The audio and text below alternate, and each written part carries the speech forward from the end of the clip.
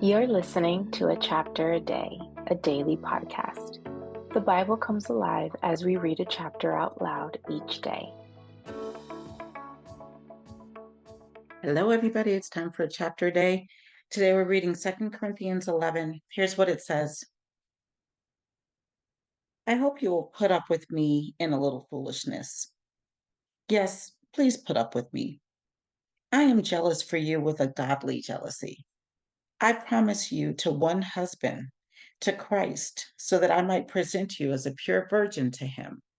But I am afraid that just as Eve was deceived by the serpent's cunning, your minds may somehow be led astray from your sincere and pure devotion to Christ.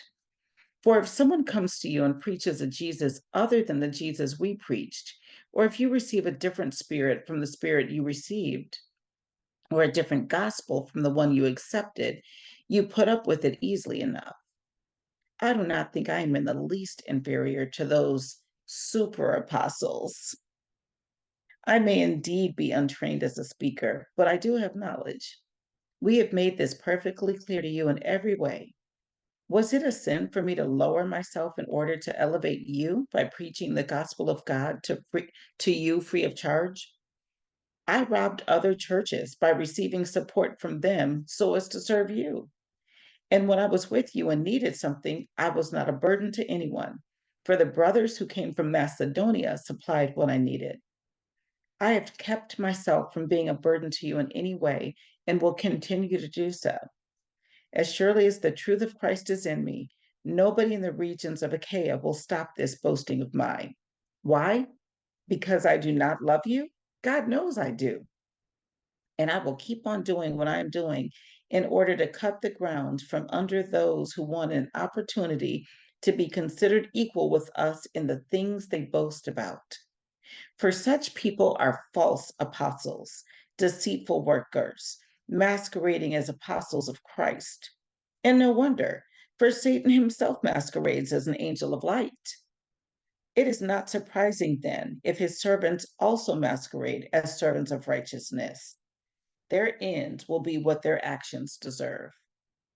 I repeat, let no one take me for a fool. But if you do, then tolerate me just as you would a fool, so that I may do a little boasting. In this self confident boasting, I am not talking as the Lord would, but as a fool. Since many are boasting in the way the world does, I too will boast. You gladly put up with fools since you were so wise.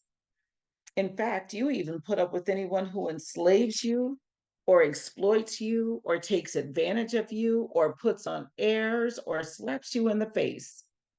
To my shame, I admit that we were too weak for that. Whatever anyone else dares to boast about, I am speaking as a fool. I also dare to boast about. Are they Hebrews? So am I. Are they Israelites? So am I. Are they Abraham's descendants? So am I. Are they servants of Christ? I am out of my mind to talk like this. I am more. I have worked much harder, been in prison more frequently, been flogged more severely, and been exposed to death again and again. 5 times I received from the Jews the 40 lashes minus one. 3 times I was beaten with rods. Once I was pelted with stones. 3 times I was shipwrecked. I spent a night and a day in the open sea. I have been constantly on the move. I have been in danger from rivers, in danger from bandits, in danger from my fellow Jews, in danger from Gentiles, in danger in the city, in danger in the country, in danger at sea, and in danger from false believers. I have labored and toiled and have often gone without sleep. I have known hunger and thirst and have often gone without food. I have been cold and naked. Besides everything else, I face daily the pressure of my concern for all the churches. Who is weak and I do not feel weak? Who is led into sin and I do not inwardly burn? If I must boast, I will boast of the things that show my weakness.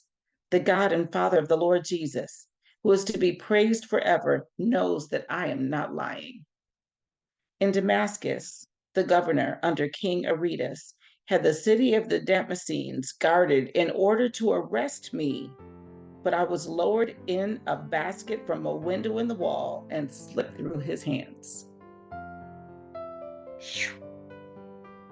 That was 2 Corinthians chapter 11. I don't think I've ever read that chapter before. It's a good one. See you next time.